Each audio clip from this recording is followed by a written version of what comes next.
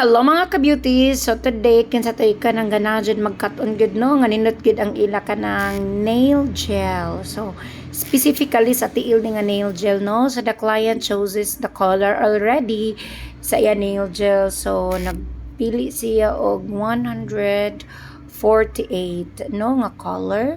So, so nag-prepare na ko daan og curing machine and then first, you have to clean the nails of the client, no? Inyo cleaningan ang tiil sa client. After sa cleaning sa tiil sa client, you have to buff it. So, gamitin ninyo og OPI nga 110 over 180, no? And then, pwede po mo gamit og buffer sa kanang pareha sa gigamit kanang pink. If you want, you may go to my TikTok account, no? Riza the Blogger. Actually, na dito na ako gipangsultan na ako gigamit diha, no?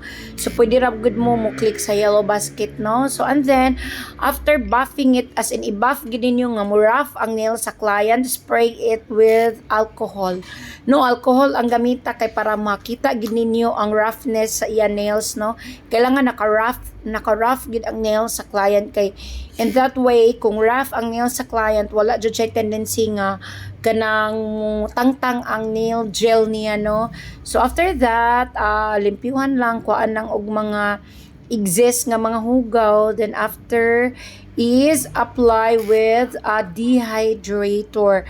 So ato ay dehydrate ang nails sa to client. Naragya po na sa to TikTok account which is Riza the Blogger.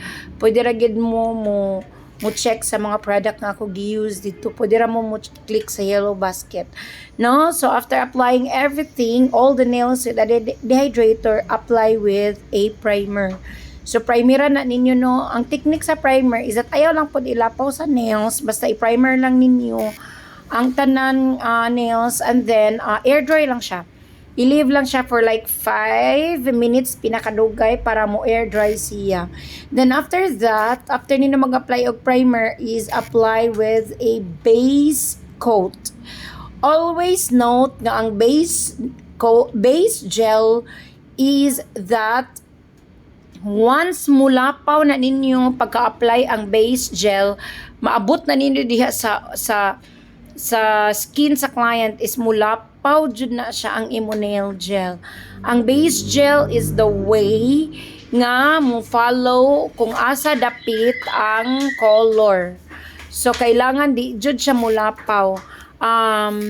Ayaw jud siya palapawan, no? So be careful in applying your base gel, mga ka-beauties. After that, cure it for 60 seconds or more than that, depende ninyo, no? So mas maayo kung more than sa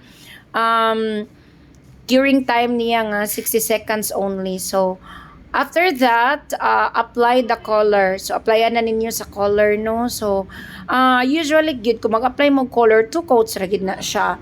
But, sometimes, we have to do 3 coats kung water-based ang gel nga magigamit, no?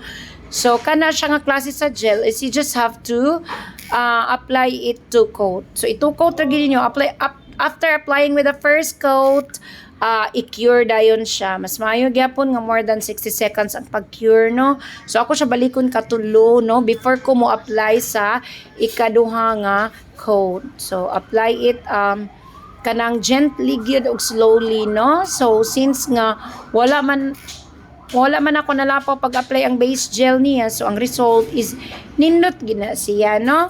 So be very careful in applying with the base gel and apply it on the other side of the client's feet, no? So, i-apply ninyo on the other side, no? And then, apply ka og second coat na pod sa client, no?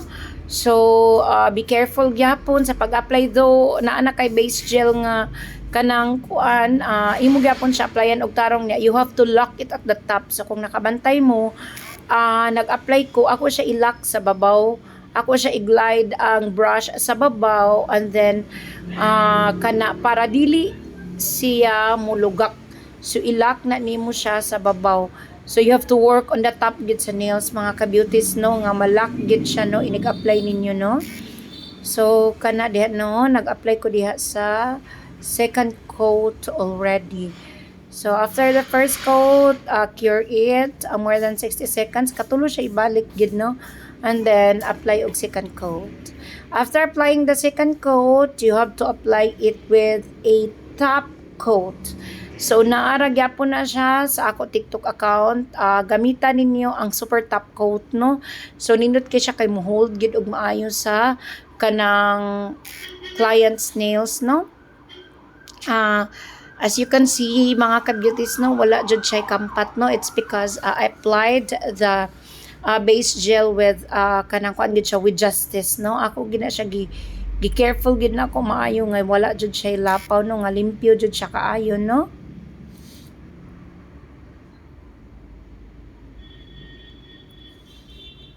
So as you can see, nag-cure na ko ana niya sa second coat. So that's the last part. Then that's the time na I will apply with a top coat.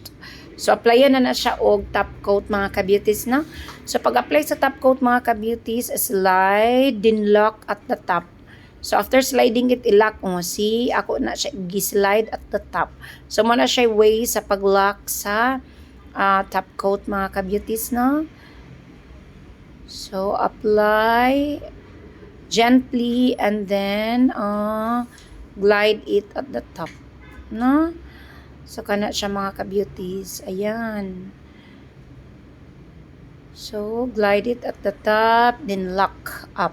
Okay? So, and then cure it for another 60 seconds or more than 60 seconds, no? So, after na-cure na siya for more than 60 seconds, ibalik-balik na ako siya katulo, no? Para malak gid siya maayo og sigurado ko nga ma-dry.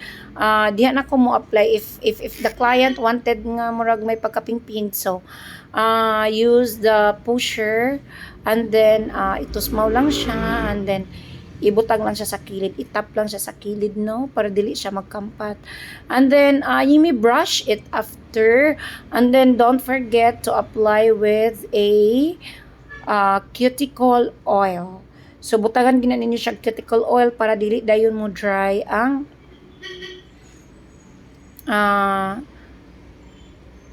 nails sa to client, no. So i-oil gina nato siya, no. So, and then, if you want it, then cure again, para make sure gid nga maugas siya, no? So, and then, apply it with lotion. So, as you can see, mga ka-beauties, wala jud na siya kampat ang pagka-apply sa base gel. O wala po na siya tendency nga mubuhi ang base gel. So, bisan pa nagpila pa na ka months, still intact, ragya po na yung base gel mo. Isuwag na lang na siya, no? So, thank you, mga ka-beauties. Follow for more and you may comment below for unsa inyo ganahan nga makatunan. Thank you!